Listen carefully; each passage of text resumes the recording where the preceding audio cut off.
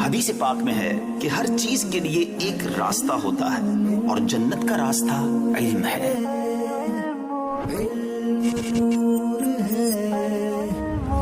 الرحیم الصلاۃ والسلام علیک یا رسول اللہ وعلی آلک و اصحابک یا حبیب اللہ۔ آج ہمارا یہ تیسرا سبق ہے، یا یوں کہہ لیں کہ آج ہمارا مضارع معروف بنانے کا تیسرا اہم قاعدہ ہے۔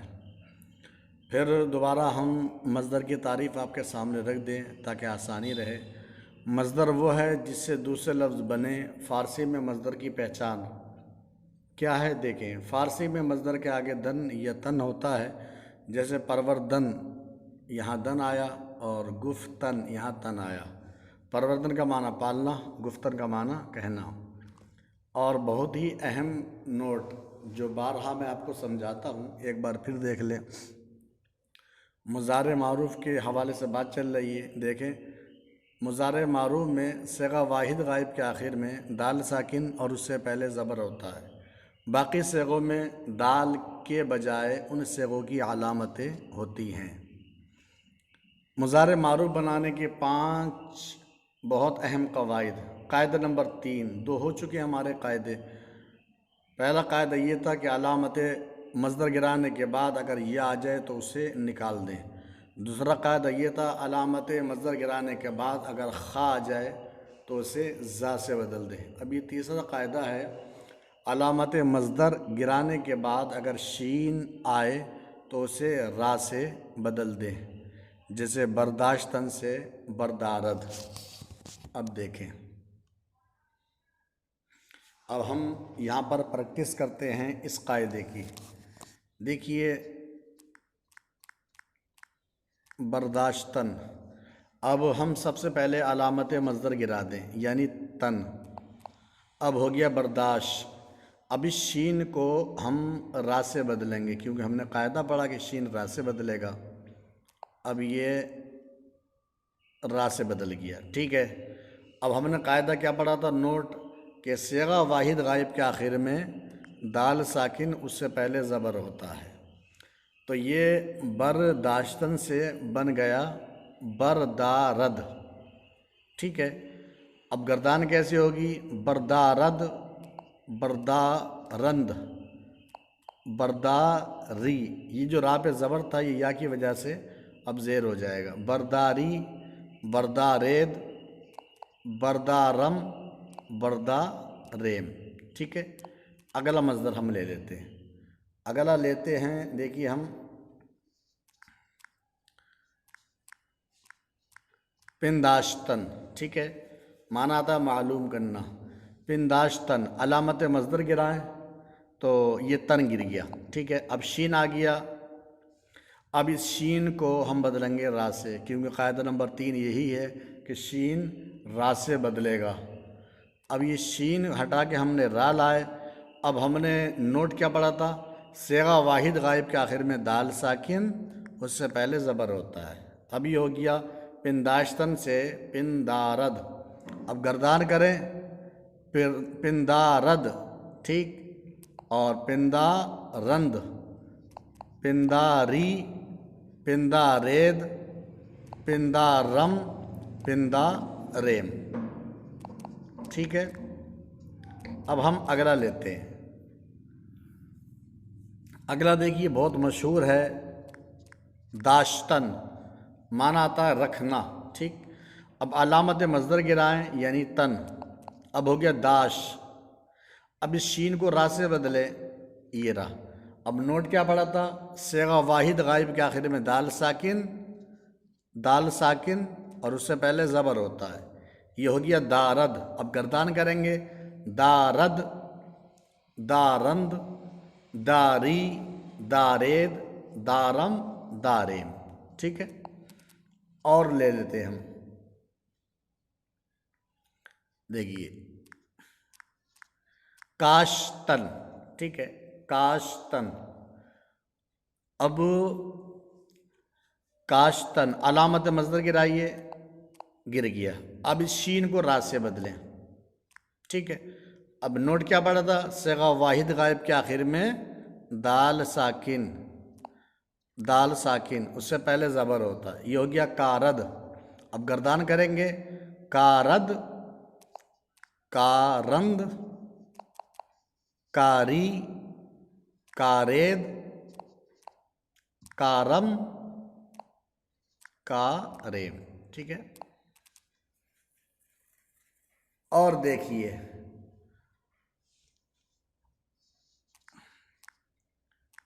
گماشتن، ٹھیک ہے۔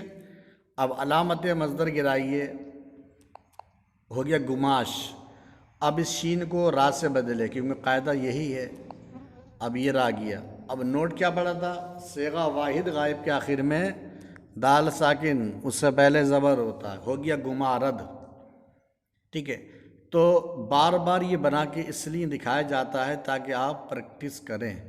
ایک چیز یاد رکھیے گا، تسہیل المصادر میں ایسے بہت سے مصادر ہیں جن کے مضارع نہیں ہیں، تو مضارع نہ ہونے کا مطلب یہ نہیں ہے کہ اس کا مضارع آتا ہی نہیں ہے، بلکہ بعض مقامات ایسے بھی ہیں کہ جہاں مضارع نہیں لکھا ہے، مطلب آتا نہیں ہے، یعنی وہ مصدر مقتضب ہے، یعنی ایسا مصدر جس سے سارے صیغے نہیں بنتے، سارے افعال نہیں آتے، ٹھیک ہے۔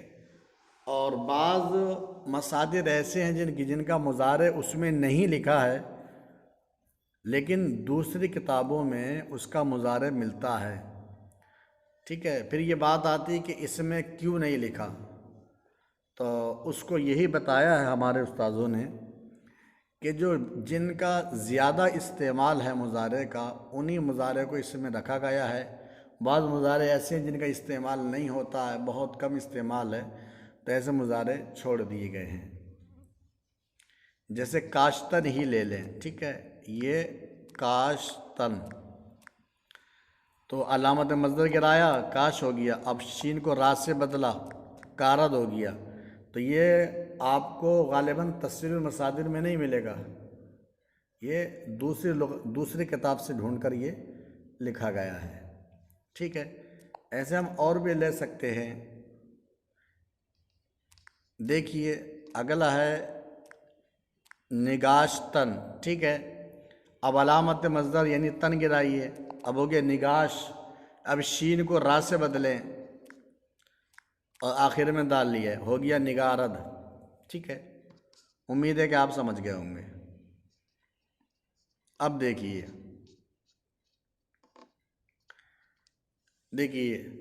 اب یہ سامنے آپ کے ہیں، دیکھیے ام پاشتن، تو ام پاشتن سے مضارع آیا ہے ام پارد، ٹھیک ہے۔ یہ تسہیل المصادر میں نہیں ملا بلکہ فارسی اردو بول چال میں یہ مضارع ملا ہے۔ اب آیا ہے انگاشتن، اس کا مضارع آیا انگارد، یہ بھی تسہیل المصادر میں نہیں تھا، یہ مفتاح القواعد میں ملا۔ برداشتن سے بردارد، برگشتن سے برگردد، پنداشتن سے پندارد، داشتن سے دارد، کاشتن سے کارد، گذاشتن سے گزارد، گذشتن سے گزرد، گماشتن سے گمارد، ٹھیک ہے، اور نگاشتن سے نگارد۔ تو یہ تقریباً دیکھیے کتنے، 1 2 3 4 5 6 7 8 9 10، ٹھیک ہے، 11۔ یہ 11 مصادر ایسے جن میں یہ قاعدہ جاری ہوا ہے، کچھ مصادر میں یہ قاعدہ جاری نہیں ہوا۔ دیکھیے آغشتن اور افراشتن، ان کا مضارع نہیں ملا۔ برشتن، اس کا مضارع تسہیل المصادر میں تو نہیں ملا، البتہ مفتاح القواعد میں اس کا مضارع ملا، برید۔ سرشتن کا مضارع، سرشتن کا سریشد، یہ بھی مفتاح القواعد میں ملا ہے، تسہیل المصادر میں نہیں ملا۔ اور اس کے بعد ہے شدن، ٹھیک ہے، یہ شود۔